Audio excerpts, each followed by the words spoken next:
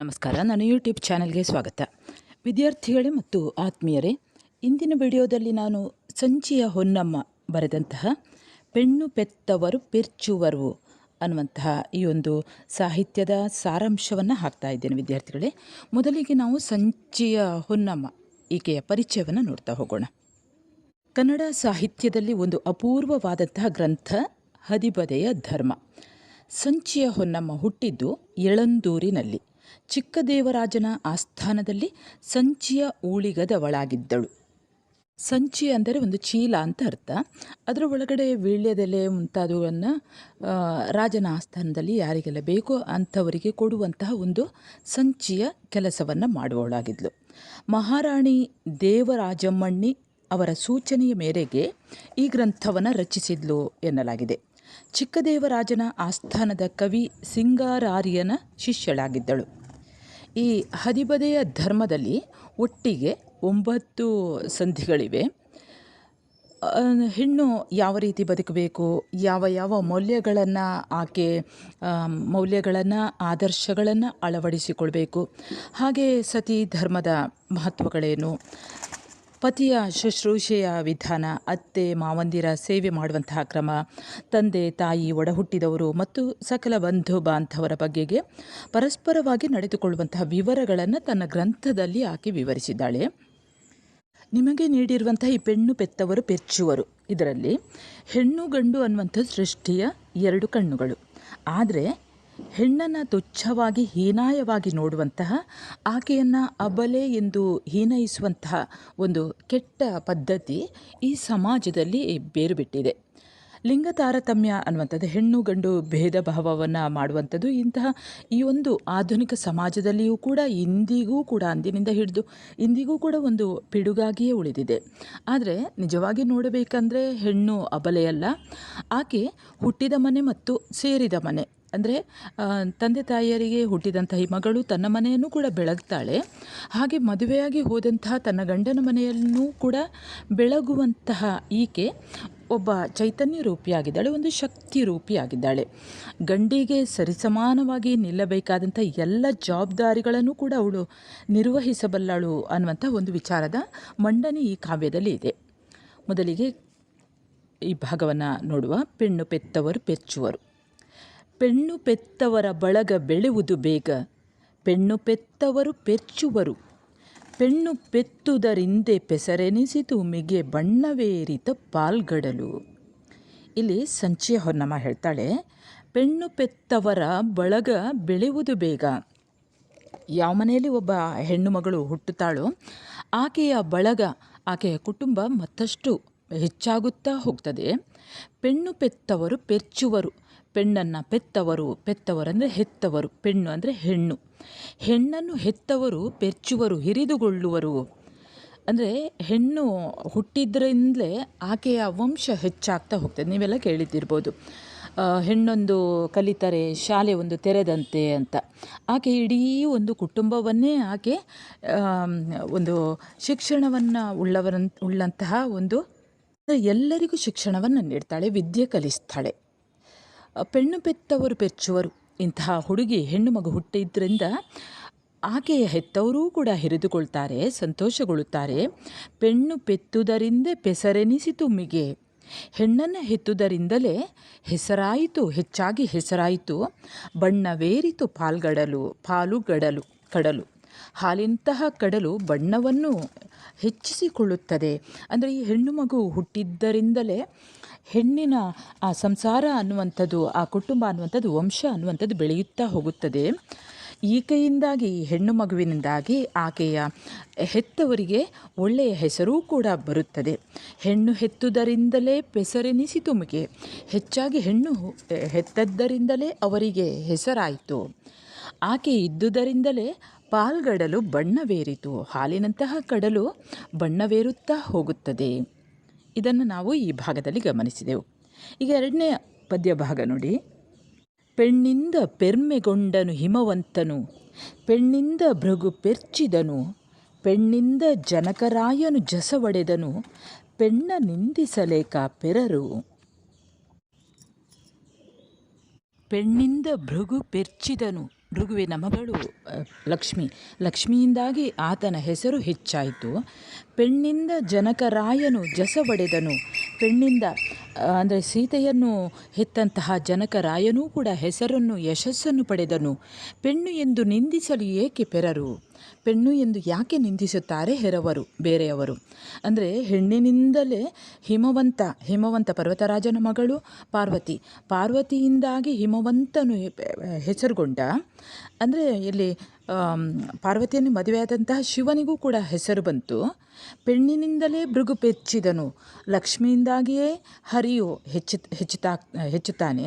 ಅಂದರೆ ಭೃಗುವಿಗೆ ಹುಟ್ಟಿದಂತಹ ಹೆಣ್ಣಿನಿಂದಾಗಿ ಆತನಿಗೂ ಕೂಡ ಹೆಸರು, ಒಂದು ಲಕ್ಷ್ಮಿಯನ್ನು ಸತಿಯನ್ನಾಗಿ ಪಡೆದಂತಹ ಹರಿಗೂ ಕೂಡ ಹೆಸರು. ಹಾಗೆ ಪೆಣ್ಣಿಂದ ಜನಕರಾಯನು ಜಸವಡೆದನು. ಹೆಣ್ಣು ಹುಟ್ಟಿದ್ದರಿಂದಲೇ, ಸೀತೆ ಹುಟ್ಟಿದ್ದರಿಂದಲೇ ಜನಕರಾಯನಿಗೆ ಹೆಸರಾಯಿತು. ಹಾಗೆ ಸೀತೆಯನ್ನು ಸತಿಯಾಗಿ ಪಡೆದಂತಹ ಶ್ರೀರಾಮನಿಗೂ ಕೂಡ ಹೆಸರಾಯಿತು. ಹೀಗಾಗಿ ಪೆಣ್ಣನ್ನು ಯಾಕೆ ನಿಂದಿಸುತ್ತಾರೆ, ಯಾಕೆ ಅವರನ್ನು ಹಂಗಿಸುತ್ತಾರೆ, ಯಾಕೆ ಬೈಯುತ್ತಾರೆ ಅನ್ನುವಂಥ ಪ್ರಶ್ನೆಯನ್ನು ಸಂಚಿಯ ಹೊನ್ನಮ್ಮ ಈ ಭಾಗದಲ್ಲಿ ಕೇಳುತ್ತಾಳೆ. ಮುಂದಿನ ಭಾಗ ನೋಡಿ.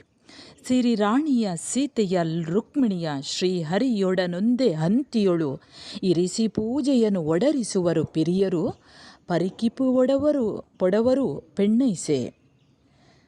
ಇಲ್ಲಿ ಸಿರಿರಾಣಿ ಅಂದರೆ ಲಕ್ಷ್ಮಿ, ಹಾಗೆ ಸೀತೆ, ಹಾಗೆ ರುಕ್ಮಿಣಿ, ಇವರು ಎಲ್ಲರೂ ಕೂಡ ಹರಿಯೊಡನೆ ಒಂದಾಗಿ ಶ್ರೀಕೃಷ್ಣನೊಂದಿಗೆ, ಶ್ರೀನಿವಾಸನೊಂದಿಗೆ, ವಿಷ್ಣುವಿನೊಂದಿಗೆ ಒಂದಾಗಿ ಇವರು ಒಂದೇ ಸಾಲಿನಲ್ಲಿ ಪೂಜೆಗೊಳ್ಳುವವರು. ಯಾವತ್ತೂ ಕೂಡ ನೀವು ಗಮನಿಸಿರ್ಬೋದು, ಲಕ್ಷ್ಮಿಯನ್ನು ವಿಷ್ಣುವಿನೊಂದಿಗೆ, ಸೀತೆಯನ್ನು ರಾಮನೊಂದಿಗೆ, ರುಕ್ಮಿಣಿಯನ್ನು ಕೃಷ್ಣನೊಂದಿಗೆ, ಇವರನ್ನು ಯಾರು ಬೇರ್ಪಡಿಸುವುದಿಲ್ಲ. ಹಿಂದಿನವರೂ ಕೂಡ ಇವರನ್ನು ಒಂದೇ ಸಾಲಿನಲ್ಲಿ ಹರಿಯೊಡನೆ, ವಿಷ್ಣುವಿನೊಡನೆ ಇವರನ್ನು ಪೂಜಿಸಿದರು. ಈ ರೀತಿ ಪೂಜೆಯನ್ನು ಒಡರಿಸುವರು ಪಿರಿಯರು. ಹಿಂದಿನ ಕಾಲದಲ್ಲಿ ಇವರಿಬ್ಬರನ್ನು, ಆ ಹೆಣ್ಣು ಗಂಡು ಯಾವುದೇ ಭೇದ ಭಾವ, ದೇವರಲ್ಲಿ ಯಾವುದೇ ಭೇದ ಭಾವ ಮಾಡದೆ ಒಂದಾಗಿ ಪೂಜಿಸಿದರು. ಪರಿಕಿಪೊಡವರು ಪೆಣ್ಣೈಸೆ. ಪರೀಕ್ಷಿಸುವುದಾರೆ ಅವರೆಲ್ಲ ಹೆಣ್ಣೇ ಅಲ್ಲವೇ? ಅಂದರೆ ಹಿಂದಿನಿಂದಲೂ ಕೂಡ ಹೆಣ್ಣು ಗಂಡು ಅನ್ನುವಂಥ ಭೇದ ಭಾವ ಮಾಡಲಿಲ್ಲ, ದೇವರಲ್ಲಿಯೂ ಕೂಡ ಈ ಭೇದ ಭಾವ ಮಾಡಲಿಲ್ಲ ಅನ್ನುವಂಥದ್ದನ್ನೇ ಸಂಚಿಯ ಹೊನ್ನಮ್ಮ ಈ ಭಾಗದಲ್ಲಿ ಹೇಳ್ತಾರೆ. ಇನ್ನು ಮುಂದೆ ನೋಡಿ, ಮುಂದಿನ ಪದ್ಯ ಭಾಗ ನೋಡಿ. ಪೆಣ್ಣಲ್ಲವೇ ತಮ್ಮನ್ನೆಲ್ಲ ಪಡೆದ ತಾಯಿ, ಪೆಣ್ಣಲ್ಲವೇ ಪೊರೆದವಳು, ಪೆಣ್ಣೆಂದೇತಕ್ಕೆ ಬೀಳುಗಳೆವರು ಕಣ್ಣು ಕಾಣದ ಗಾವಿಲರು. ಪೆಣ್ಣಲ್ಲವೇ ನಮ್ಮನ್ನೆಲ್ಲ ಹಡೆದಂತಹ ತಾಯಿ, ನಮ್ಮನ್ನು ಹಡೆದಂತಹ ತಾಯಿಯೂ ಕೂಡ ಹೆಣ್ಣಾಗಿದ್ದಾಳೆ. ಪೆಣ್ಣಲ್ಲವೇ ಪೊರೆದವಳು, ನಮ್ಮನ್ನು ರಕ್ಷಿಸಿದವಳು ಹೆಣ್ಣಲ್ಲವೇ? ಹಾಗಾದರೂ ಕೂಡ ಹೆಣ್ಣು ಎಂದು ಯಾಕೆ ಬೀಳುಗಳೆವರು, ಯಾಕೆ ಈ ರೀತಿಯಾಗಿ ನಿಂದಿಸುತ್ತಾರೆ? ಕಣ್ಣು ಕಾಣದೇ ಇರುವಂತಹ ಗಾವಿಲರು ಅಂದರೆ ಮೂರ್ಖರು, ಪೆದ್ದರು. ನಾವು ಹುಟ್ಟಿದ್ದೇ ಹೆಣ್ಣಿಗೆ, ಅದರ ಜೊತೆಯಲ್ಲಿಯೂ ಕೂಡ ನಾವು ಮದುವೆ ಆಗುವಂಥದ್ದು ಕೂಡ ಹೆಣ್ಣನ್ನೇ, ಸತಿಯನ್ನಾಗಿ ಪಡೆಯುವಂಥದ್ದು ಹೆಣ್ಣನ್ನೇ. ಅದರ ಜೊತೆಯಲ್ಲಿ ಒಡ ಹುಟ್ಟಿದಂತಹ ಸಹೋದರಿಯರು ಇರಬಹುದು, ಅಕ್ಕ ಇರ್ಬೋದು, ತಂಗಿ ಇರ್ಬೋದು, ಎಲ್ಲರೂ ಕೂಡ ಹೆಣ್ಣಲ್ಲವೇ? ಹಾಗಾದರೂ ಕೂಡ ಯಾಕೆ ಇವರು ಹೆಣ್ಣು ಅಂತ ನಿಂದಿಸುತ್ತಾರೆ? ಅವರನ್ನು ಯಾರು ನಿಂದಿಸ್ತಾರೋ ನೋಡಿ, ಅವರನ್ನು ಸಂಚಿಯ ಹೊನ್ನಮ್ಮ ಹೇಳ್ತಾರೆ ಕಣ್ಣು ಕಾಣದ ಗಾವಿಲರು. ಅವರು ಕಣ್ಣು ಕಾಣದೇ ಇರುವಂತಹ ಕುರುಡರು, ಮೂರ್ಖರು ಅವರು ಅಂತ ಇಲ್ಲಿ ಸಂಚಿಯ ಹೊನ್ನಮ್ಮ ಹೇಳ್ತಾರೆ. ಮುಂದಿನ ಭಾಗ ನೋಡಿ. ಕುವರನಾದೊಡೆ ಬಂದ ಗುಣವೇನದರಿಂದ, ಕುವರಿಯಾದೊಡೆ ಕುಂದೇನು, ಇವರೀರ್ವರೊಳಗೆ ಒಡೆದವರಿಂದ ಸವನಿಪುದು ಇಹಪರ ಸೌಖ್ಯ. ಕುವರನಾದೊಡೆ, ಕುವರ ಅಂದರೆ ಗಂಡು ಮಗ ಹುಟ್ಟಿದರೆ ಅದರಿಂದ ಬರುವಂತಹ ಗುಣವೇನು, ಅದರಿಂದ ಬರುವಂತಹ ಲಾಭವೇನು, ಅಥವಾ ಅವನಿಗೆ ಏನಾದರೂ ವಿಶೇಷ ಗುಣ ಇದೆಯಾ? ಕುವರಿಯಾದೊಡೆ ಕುಂದೇನು, ಕುವರಿಯಾದೊಡೆ ಹೆಣ್ಣು ಮಗುವಾದರೆ ಅಥವಾ ಹುಡುಗಿಯಾದರೆ ಅದರಿಂದ ಕುಂದಿ ಏನು ಬಂತು, ಅದರಿಂದ ನಷ್ಟವೇನು? ಇವರು ಏಳ್ಗೆ ಒಡೆದವರಿಂದ, ಇವರಿಬ್ಬರಿಂದಲೇ ಏಳ್ಗೆ ಒಡೆದವರು, ಅಭಿವೃದ್ಧಿ ಪಡೆದವರು. ಅಂದರೆ ಹೆಣ್ಣು ಮತ್ತು ಗಂಡು ಇವರಿಬ್ಬರಿಗೆ ಹುಟ್ಟಿದಂತಹ ಮಕ್ಕಳು ಇವರಿಂದಾಗಿಯೇ ಏಳ್ಗೆಯನ್ನು ಪಡೆಯುತ್ತಾರೆ, ಅಭಿವೃದ್ಧಿಯನ್ನು ಪಡೆಯುತ್ತಾರೆ, ಸಮಾಜದಲ್ಲಿ ಉತ್ತಮವಾದಂಥ ಹೆಸರನ್ನು ಪಡೆಯುತ್ತಾರೆ. ಯಾರು ಹೆಣ್ಣು ಗಂಡನ್ನು ಒಂದೇ ರೀತಿಯಾಗಿ ನೋಡುತ್ತಾರೋ ಅವರಿಗೆ ಸವನಿಪುದು ಉಂಟಾಗುವುದು ಇಹಪರ ಸೌಖ್ಯ. ಇಹ ಅಂದರೆ ಈಗಿನ ಲೋಕ, ಪರ ಅಂದರೆ ಮೇಲಿನ ಲೋಕ. ಯಾರು ಹೆಣ್ಣು ಗಂಡು ಅನ್ನುವಂಥ ಭೇದ ಭಾವ ಮಾಡದೆ ಸಮಾನಾಗಿ ಈ ಸಮಾಜದಲ್ಲಿ ಹೆಣ್ಣು ಗಂಡು ಇಬ್ಬರನ್ನೂ ಕೂಡ ಸಮಾನವಾಗಿ ನೋಡಿ ಯಾರು ಗೌರವಿಸುತ್ತಾರೋ ಅವರಿಗೆ ಈ ಲೋಕದಲ್ಲಿ ಮತ್ತು ಮೇಲಿನ ಲೋಕದಲ್ಲಿಯೂ ಕೂಡ ಸೌಖ್ಯವನ್ನು ಪಡೆಯುತ್ತಾರೆ, ಗೌರವವನ್ನು ಪಡೆಯುತ್ತಾರೆ, ಅವರು ನೆಮ್ಮದಿಯನ್ನು ಪಡೆಯುತ್ತಾರೆ ಅನ್ನುವಂಥದ್ದನ್ನು ಸಂಚಿಯ ಹೊನ್ನಮ್ಮ ಈ ಭಾಗದಲ್ಲಿ ಹೇಳುತ್ತಾರೆ. ಈಗ ಕೊನೆಯದಾಗಿ ನೋಡಿ, ಅಣ್ಣ ತಮ್ಮಂದಿರಿಬ್ಬರೊಡ ಹುಟ್ಟಿದ ಪೆಣ್ಣನು ಪೆರ್ಮೆಗೊಳಿಸಿ ಬಣ್ಣ ಬಂಗಾರವ ಬಗೆ ಬಗೆಯಿಂದಿತ್ತು ತಣ್ಣನೆ ತಣಿಸಿ ಬಾಳುವುದು. ಅಣ್ಣ ತಮ್ಮಂದಿರ ಒಡ ಹುಟ್ಟಿದಂತಹ ಹುಡುಗಿಗೆ ಹೆಣ್ಣನ್ನು ಪೆರ್ಮೆಗೊಳಿಸಿ, ಅವಳು ಅಂದರೆ ಅವಳನ್ನು ಹಿರಿದುಗೊಳಿಸಿ ಅವಳು ಹೆಮ್ಮೆ ಪಡುವಂತೆ ಅವಳಿಗೆ ಬಂಗಾರ, ಅವಳು ಯಾವುದನ್ನು ಆಶಿಸ್ತಾಳೋ ಆ ಬಂಗಾರದ ಒಡವೆಯನ್ನು ಬಗೆಯಿಂದ ಇತ್ತು. ಅವಳು ಕೇಳದೇ ಇರಲಿ, ಅವಳ ಹುಟ್ಟಿದ ಹಬ್ಬ ಇರ್ಬೋದು ಅಥವಾ ಮದುವೆ ಹಬ್ಬ ಇರ್ಬೋದು ಅಥವಾ ಯಾವುದೇ ಒಂದು ಖುಷಿಯಿಂದ ಆಗುವಂತಹ ಯಾವುದೇ ಒಂದು ಸಂಗತಿ ಇರ್ಬೋದು ಅಥವಾ ಯಾವುದೇ ಒಂದು ಪರಿಸ್ಥಿತಿ ಇರ್ಬೋದು, ಅವಳು ಇಚ್ಛಿಸದೇ ಇರುವಂತಹ ಬಣ್ಣದ ಬಟ್ಟೆಗಳಿರ್ಬೋದು, ತೊಡುಗೆಗಳಿರ್ಬೋದು, ಆಭರಣಗಳಿರ್ಬೋದು, ಇವುಗಳನ್ನೆಲ್ಲವನ್ನು ತಂದುಕೊಟ್ಟು ನಾನಾ ರೀತಿಯ ಉಡುಗೊರೆಗಳನ್ನು ಆಕೆಗೆ ತಂದುಕೊಟ್ಟು ತಣ್ಣನೆ ತಣಿಸಿ ಬಾಳುವುದು.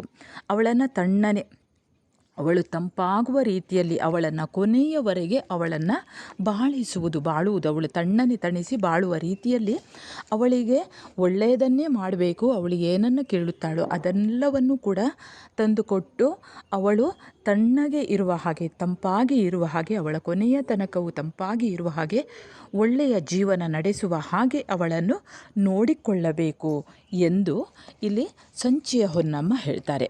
ವಿದ್ಯಾರ್ಥಿಗಳೇ, ಇದಕ್ಕೆ ಸಂಬಂಧಿಸಿದ ಹಾಗೆ ಪೆಣ್ಣು ಪೆತ್ತವರು ಪೆರ್ಚುವರು ಎಂದು ಸಂಚಿಯ ಎಂಬ ಭಾಗದಲ್ಲಿ ಸಂಚಿಯ ಹೊನ್ನಮ್ಮನು ಹೆಣ್ಣಿನ ಹಿರಿಮೆಯನ್ನು ಹೇಗೆ ವಿವರಿಸಿದಾಳೆ ಅನ್ನುವಂಥ ಪ್ರಶ್ನೆ ಬರ್ಬೋದು.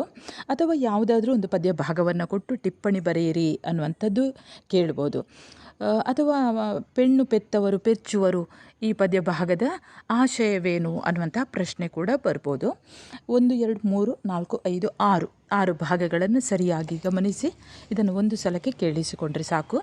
ಸರಿ ವಿದ್ಯಾರ್ಥಿಗಳೇ, ನಿಮ್ಮ ಕನ್ನಡ ಪಠ್ಯದ ಇನ್ನೊಂದು ಹೊಸ ಪಾಠದೊಂದಿಗೆ ಮತ್ತೆ ಬರುತ್ತೇನೆ. ಅಲ್ಲಿಯವರೆಗೆ ನಮಸ್ಕಾರ.